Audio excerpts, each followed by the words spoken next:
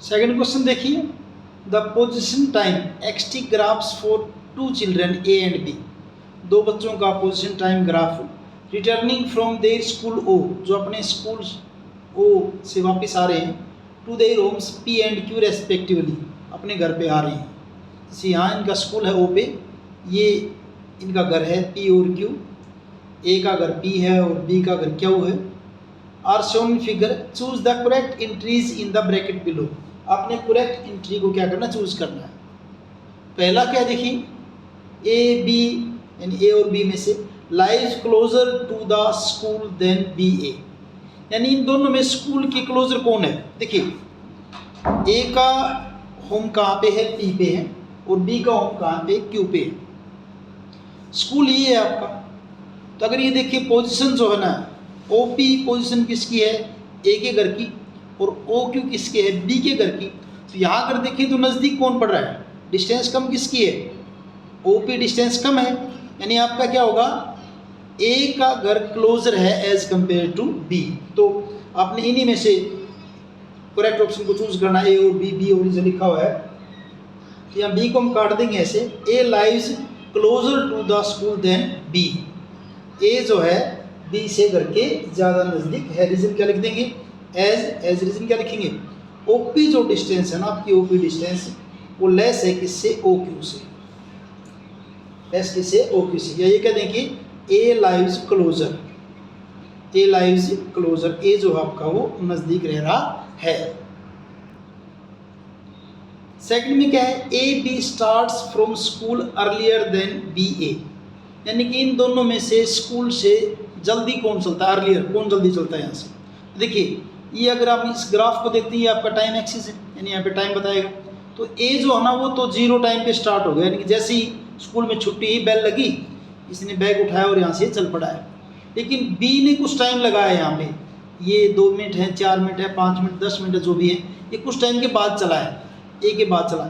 ए तो तुरंत चल पड़ा है, लेकिन बी आपका क्या बाद में चला है। तो अर्लियर कौन चला, आपका ए चला है। तो क्या करेंगे आप इसके अंदर, ए बी को काट देंगे यहाँ से, A starts from school earlier than B, A जो है बी से जल्दी स्कूल से चला है। और क्यों चला है, as T is equal to 0, A के लिए तो टाइम 0 है, T is equal to 0 for A के लिए 0 टाइम, यानी कि जैसे वैल्यू ही चल पड़ा यहाँ से।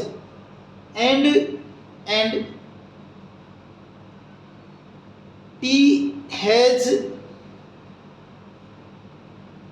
सम वैल्यू फॉर बी, बी के लिए कुछ ना कुछ वैल्यू, कुछ ना कुछ टाइम है यहाँ पे, ये 2 मिनट है, 4 मिनट या 10 मिनट जो भी हैं, लेकिन टी तो 0 टाइम पे स्टार्ट हो गया और ये इसकी कुछ टाइम बाद चला। तो अर्लियर कौन चला आपका, ए जो है वो अर्लियर चला है बी से। सी में A B walks faster than B A, यानी ए और बी में से जल्दी कौन चल रहा है, वॉक फास्टर, यानी किसकी वेलोसिटी ज़्यादा है। और हमें पता है कि एक्सटी ग्राफ का स्लोप जो किसको बताता है, वेलोसिटी को बताता है। कैसे, जैसे मान लीजिए ये आपका ग्राफ है, ऐसे इधर आपका टाइम है, इधर आपका क्या है, पोजीशन या डिस्प्लेसमेंट है। ऐसे ये जो ग्राफ है इसका ये जो स्लोप होगा, ये वाला थीटा एंगल जो है, उसमें से कहीं से भी हम क्या करते होते थे, 2 पॉइंट लेके ऐसे वहाँ से हम क्या निकाल लेते हैं, टाइम निकाल लेते हैं और पोजीशन में चेंज देख लेते हैं क्या है। जैसे ये पॉइंट आपका x1 x2 है, ये पॉइंट आपका x1 है, ये टाइम t1 है, ये टाइम क्या आपका t2 है, और ये आपकी ट्रायंगल आपने सपोज कीजिए यहाँ बना दी ABC। तो आप एक्सटी ग्राफ से क्या निकालते होते, स्लोप किसके बराबर होता है, आपका वेलोसिटी के। और वेलोसिटी को आप क्या लिखते होते हैं, x2 minus x1 divide by t2 minus t1, यही तो होता है। और स्लोप जो है, स्लोप का दूसरा हम क्या लिखते थे, टेंजेंट थीटा। और टेंजेंट थीटा के अंदर क्या होता है, अगर थीटा की जितनी ज़्यादा वैल्यू होगी उतनी वैल्यू किसकी ज़्यादा होगी, टेंजेंट थीटा की। इट मीन्स जिसका थीटा ज़्यादा उसका टेंजेंट थीटा की वैल्यू ज़्यादा होगी, जिसकी टेंजेंट थीटा ज़्यादा होगा उसकी वेलोसिटी ज़्यादा होगी। इट मीन्स जिसका स्लोप ज़्यादा है उसकी वेलोसिटी क्या होगी, ज़्यादा होगी। अगर हम इन दोनों ग्राफ्स को देखते हैं, इन दोनों के ए और बी के ग्राफ को अगर देखते हैं, तो देखिए देखने से पता चल रहा है कि जैसे ये एंगल और ये एंगल, स्लोप किसका ज़्यादा है, बी का ज़्यादा है स्लोप, ये एंगल ज़्यादा है और ये एंगल आपका क्या है, कम। यानी ज़्यादा कौन उठा हुआ है, जो ऊपर ज़्यादा उठा है उसी का स्लोप ज़्यादा है। तो बी का स्लोप ज़्यादा और ए का स्लोप कम है, इट मीन्स बी जो है ना फास्टर चल रहा है, किससे, ए से चल रहा है। तो क्या लिखा है, A B walks faster than B A, तो यहाँ क्या लिखेंगे हम, ए को काट देंगे, B walks faster than A, B walks faster than A, यहाँ बी को काट दें, यहाँ क्या जाएगा, ए आएगा, बी ए, यानी ए फास्टर चल रहा है एज बी फास्टर चल रहा है as compare to A.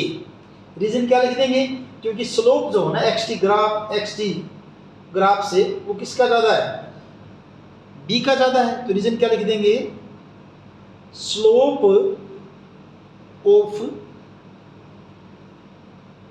X t graph for B is greater than slope of x t graph for A. B का स्लोप ज़्यादा है इसे, इसलिए ये फास्टर चल रहा है।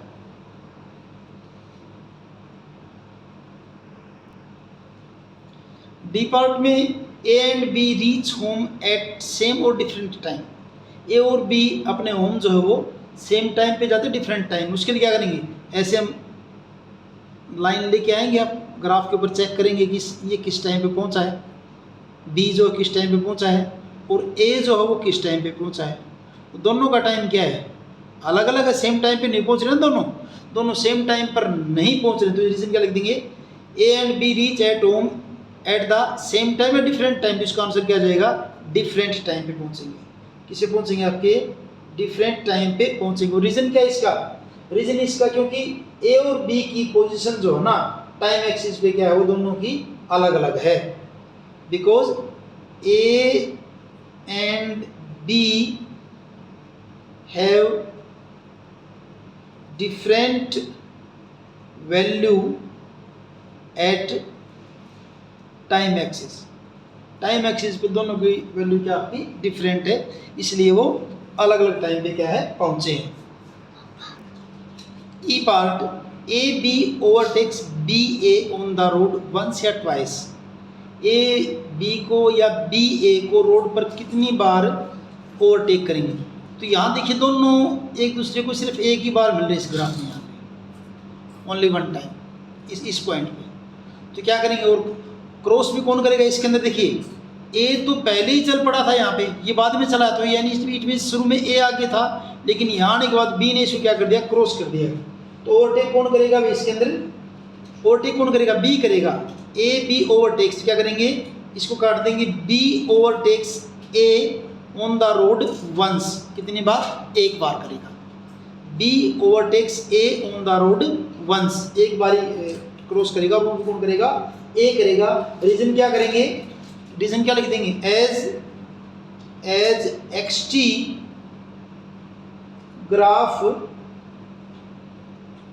For both intersect each other only once, सिर्फ एक ही बार, intersect each other only once, यानी कि एक ही बार इंटरसेक्ट करते हैं। तो इस ढंग से आपका सेकंड क्वेश्चन कंप्लीट है।